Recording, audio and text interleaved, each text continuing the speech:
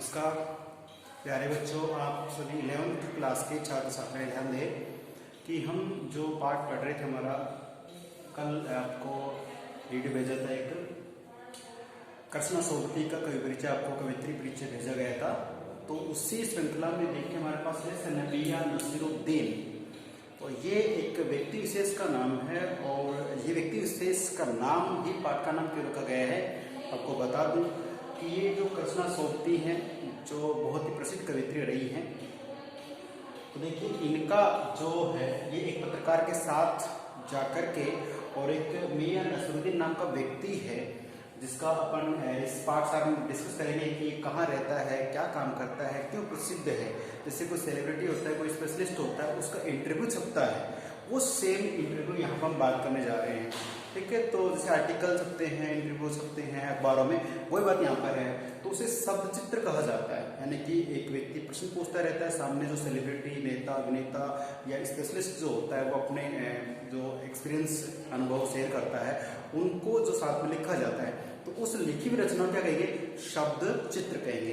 तो ये प्रश्न आ सकता है कि मियां नसीरुद्दीन जो पाठ है, शीर्षक जो पाठ है, ये वास्तविकता में क्या है, उपन्यास, कहानी या संस्मरण क्या है, तो बात करिए शब्द चित्र है। तो ये जो शब्द चित्र है ये किसी संग्रह से लिया गया है, यानी कि कई जगह कई व्यक्तियों का ये लोग क्या करते, पत्रकार होते हैं, ज्यादा के इंटरव्यू लेते हैं, उनका आर्टिकल छापते हैं, तो उन सभी का एक संग्रह हो जाता है। तो ध्यान दें पढ़ रहे किसको, कृष्णा सोबती को। तो कृष्णा सोबती ने अपना एक संग्रह बनाया था, मैंने आपको परिचय में बताया था। तो उसमें देखिए परिचय बताया था आपको, कृष्णा सोबती का एक संग्रह है, वो है हम हस्मत। और हम हस्मत नाम का जो संग्रह है, संकलित जो एक ग्रंथ है, उस संग्रह से एक में लिखा कि हम हस्मत संग्रह से लिया गया शब्द चित्र क्या ये जो पाठ जो है। ठीक है, तो इम्पोर्टेंट बात यह है कि हम पढ़ रहे किसको, कृष्णा सोबती को, जिन्होंने एक पत्रकार के साथ जाकर मियां नसीरुद्दीन का जो इंटरव्यू लिया है उसी को अपना एक पाठ बनाकर हमारे सामने पेश किया है, जिसे हम शब्द चित्र कहने जा रहे हैं। अब ये मियां नसीरुद्दीन जो पाठ है इसमें क्या कहानी है, तो मैंने कभी लेखक परिचय में बताया था कि इसमें कहानी यही है कि ये जो मियां नसीरुद्दीन है तो इनके जो पुश्तैनी जो कार्य है, यानी परंपरा से चला हुआ जो आ रहा कार्य है, उस कार्य को ये चाहते हैं कि वो चिरस्थायी बना रहे, उस कार्य को विराम ना मिले, रुके नहीं, आगे बढ़ता रहे। तो ये जो मियां नसीरुद्दीन है अपने दादा फिर पिता का जो पुश्तैनी कार्य था उसी कार्य को संभालते हैं और बखूबी उस कार्य को करते भी, निभाते हैं और अपने काम में निपुण है, एक्सपर्ट है, युग विशेषज्ञ हैं।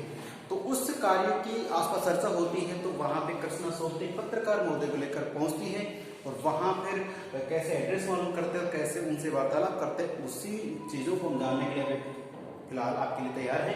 तो चलिए आते हैं इस पाठ की इंटरेस्टिंग कहानी में और सीधी सी बात कर ले कि मियां नसीरुद्दीन का पेशा क्या है। इनका पेशा, एक प्रश्न में इनका पेशा या प्रोफेशन, जो प्रोफेशन होता है, व्यवसाय होता है, वो क्या है, वो है विभिन्न प्रकार की रोटियां पकाने का। इनके पास क्या है, इलम है, एलम है, तरीका है, विद्या है, ज्ञान है इनके पास। तो क्या है, विभिन्न प्रकार की रोटियां बनाते हैं। रोटी बनाकर पकाकर बेचने वाले को नान बाई कहा जाता है। ठीक है, इस पाठ में लगभग आपको उर्दू शब्दावली के शब्द मिलेंगे, उनका मतलब भी आपको बताता मैं चलूंगा। बस आपका ध्यान ये होना चाहिए कि आप इसे कितना और किस तरीके से याद करते हैं। ये कोई वैसे कहानी नहीं कि हम याद हो जाएगी, पत्रकार के द्वारा पूछे गए प्रश्नों का और मियां नसीरुद्दीन के द्वारा दिए गए जो सवाल जवाब हैं उनकी ये एक कहानी। चलते हैं, देखिए सबसे बात करें पाठशाला की, तो कुछ यहाँ पे मैंने बिंदु नोट किए हैं, ये हालांकि आप समझ सकते हैं इसमें पूरी कहानी, और हालांकि मैं पीडीएफ में एक वीडियो बना के भेज रहा हूँ, उसमें पूरा पाठ भी आप देख सकते हैं। तो यहाँ समझना है कि इस पाठ में क्या है, पहले इस वीडियो को देख लेना, समझ लेना, उसके बाद उससे नोट्स को देखना। ठीक है, देखिए बात करेंगे जामा मस्जिद। तो देखिए जामा मस्जिद हालांकि दिल्ली में भी है, आगरा में भी है, तो अलग अलग जगह है। तो जामा मस्जिद जो है अपने उसके पास मटिया महल, ये स्थान की बात करेंगे, मटिया महल जो है, अब मिट्टी से बना एक महल, उसका नाम मटिया महल रखा गया है। तो जामा मस्जिद के आड़े, आड़े यानी बगल में, जामा मस्जिद के आड़े यानी बगल में मटिया महल है। और मटिया महल के पास एक गड़िया नाम का मोहल्ला है। किस नाम का, गड़िया नाम का मोहल्ला है।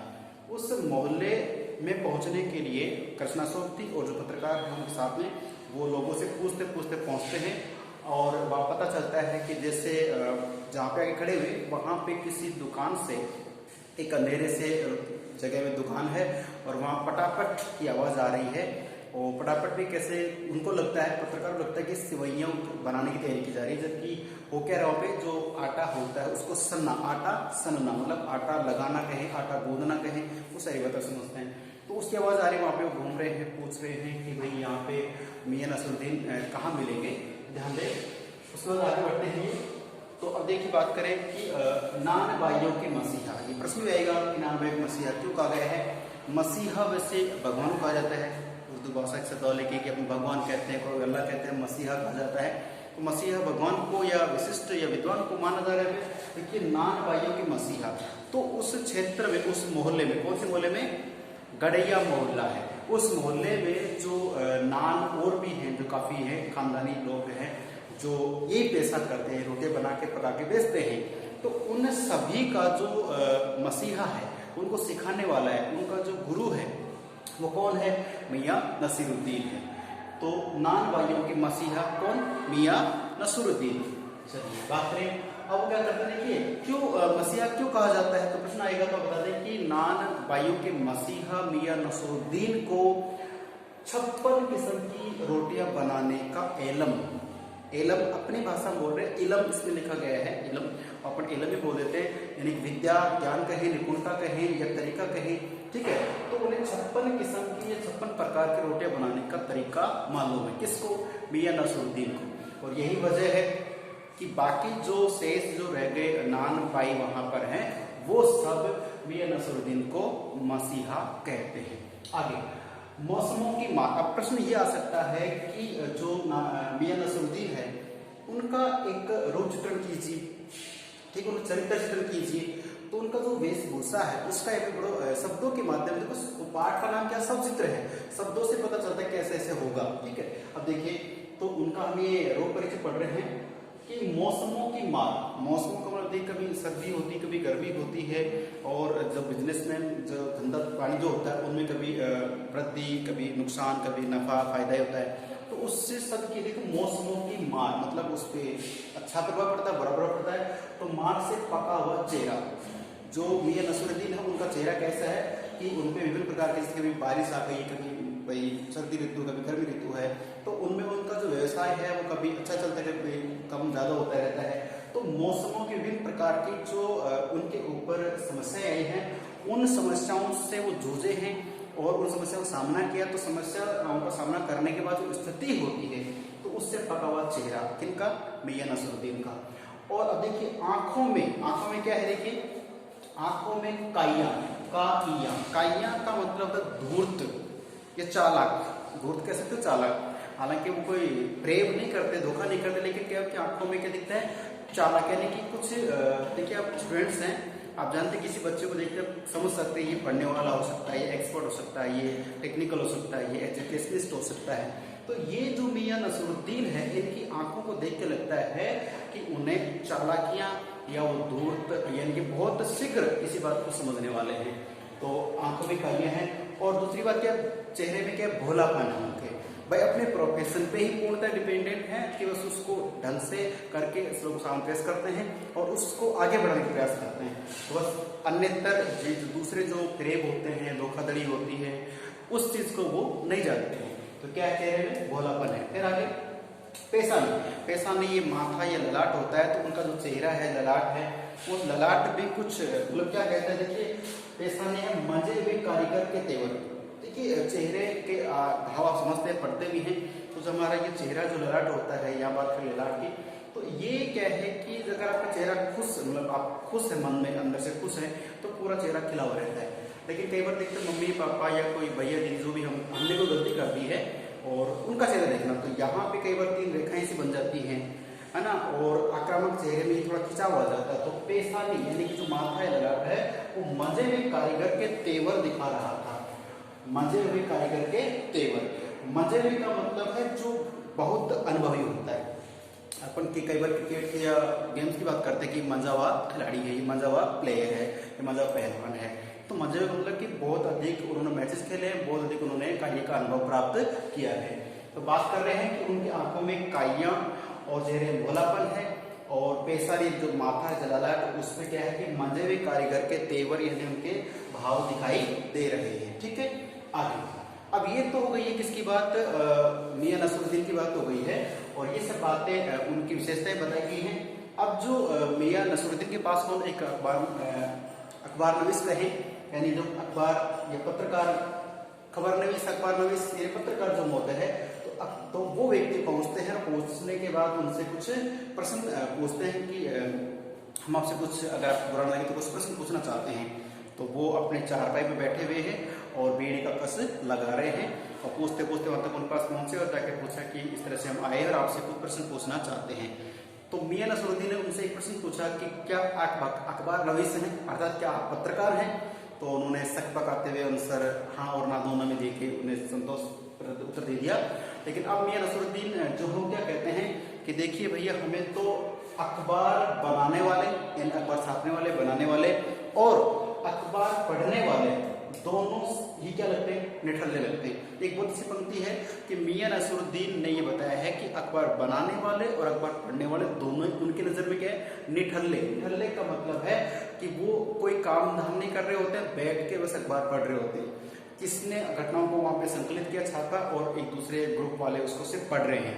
तो ये जो पढ़ रहे होते हैं ये और बनाने वाले, इनकी नजर में क्या है, वो व्यर्थ कार्य कर रहे हैं, वो बिना काम का कार्य कर रहे हैं, निठल्ले ठाले बैठे हैं, कोई अच्छा कार्य नहीं कर रहे। किसकी नजर में, मियां नसरुद्दीन की नजर में। ये परिभाषा दी थी उन्होंने उनकी। अब आगे देखिए निठल्ले, किस्म किस्म की रोटियां बनाने का इल्म। अब बात करते हैं कि जब उन्होंने कहा कि भाई आप इस प्रकार से हैं, तो ये तो उनका आपसी वार्तालाप था। अब जब पत्रकार महोदय ने पूछा कि हम आपसे कुछ जानना चाहते हैं कि आप जो नाम है कि मसीहा हैं, विभिन्न प्रकार की रोटियां बनाते हैं, तो आपको विभिन्न प्रकार की रोटियों का बनाने का जो इल्म है, यानी कि विद्या है, ज्ञान है, तरीका है, तो ये जो रोटी बनाने का तरीका है, ये कहाँ से आपने पाया है, ये शिक्षा कहाँ से पाई है? तो उन्होंने कई प्रकार की बातें बताई कि देखिए भैया, वो कहे कि देखिए मियाँ, अब ये जो उर्दू भाषा की शब्दावली में कह रही है, फिर ये जो लोग होते हैं, ये सामने वाले को तवज्जो देने के लिए, सम्मान देने के लिए अपन देखिए भैया बोलते हैं, है ना, सर बोलते हैं। ये लोग क्या करते हैं, अपनी शब्दावली से मियाँ बोलते हैं, किसी को भी सम्मान देने से के लिए कि देखिए मियाँ, रोटियां बनाने का इल्म हमने क्या नगीन साहब के पास आके सीखा? नगीन साहब, क्या हमने आईना साहब के पास आके सीखा है? क्या हमने मीना साहब के पास आके सीखा है? फिर रफूकर के पास या रंगत के पास या तेली तंबोली?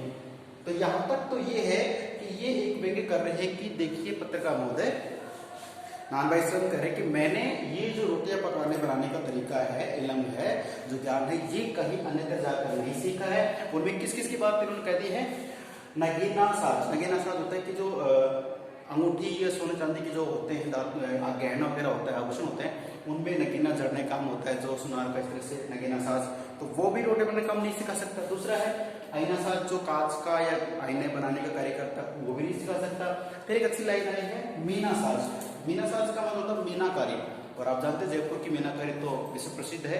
सोने चांदी के जो आभूषण होते हैं उन पे कुछ बारीकी से कुछ काम किया जाता है, कुछ वर्क लगाया जाता है, उसे मीनाकारी कहा जाता है। जीके का प्रश्न आपके लिए, तो मीना साज के पास मैंने जाकर नहीं सीखा है। और रफूगर होता है कि पहले के समय में अगर वस्त्र फट जाते हैं तो उन फटे हुए वस्त्र पे रफूकारी किया जाता, आगे से उसे बना दिया जाता था ताकि फटा हुआ दिखता नहीं था। ठीक है, ध्यान रखना है। या तेली तंबोली के पास जाकर नहीं सीखा है। और खानदानी पेशा, तो उत्तर क्या आ गया कि हमने जो रोटी बनाने का तरीका सीखा वो हमारा खानदानी पेशा है, उस तरीका ये है। अपने बालिक को पिताजी से होता है, पिताजी सीखा है। मियां बरकत शाही, पिताजी का नाम क्या रखते हैं? मियां बरकत शाही, मियां नसरुद्दीन के पिता है, उनसे ही उन्होंने रोटियां बनाने का पेशा सीखा है, जो कैसा है? खानदानी पेशा है। दादाजी का नाम है आला नानबाई मियां कलम, तो ये तो उनके सम्मानजनक शब्दावली है, बाकी अगर मियां कलम का नाम हो गया है। नसीब, ये देखिए बात करें कि पत्रकार महोदय कहते हैं कि आपने जब आपने काम शुरू किया, भट्टी की तरफ इशारा करते बोले कि जब आपने काम शुरू किया तो आपके दादा या पिताजी ने कोई नसीहत तो दी होगी। नसीहत का नाम लेते ही मियां जो नसरुद्दीन वो एक बात कहते हैं कि नसीहत का ही कि मियां काम करने से आता है, नसीहत तो नसीहतों से नहीं। कि नसीहत जो कोई भी दे सकता है कि भैया ऐसा पढ़ो, ये पढ़ो, वो पढ़ो, आरएस बनने के लिए आप जोग्राफी पॉलिटिकल हिस्ट्री पढ़ो, है ना, ये बनने के लिए वो पढ़ो, तो ये सजेशन, नसीहत तो कोई भी दे सकता है, लेकिन यामिया नसरुद्दीन क्या करते हैं कि नसीहतों से कुछ नहीं होता है। कोई भी काम आता है तो वो किससे आता है? काम करने से आता है, कर्म करने से आता है। तो ये इस पाठ में एक अच्छी पंक्ति भी है। तो प्यारे छात्रों, ये पाठ सार में मैंने आपको जितना बताया उसको को याद रखना है और कहानी को रीड करना है, इसमें से क्वेश्चन आंसर बनने वाला। ठीक है, तो फिर मिलते हैं अगले वीडियो में, तब तक के लिए नमस्कार।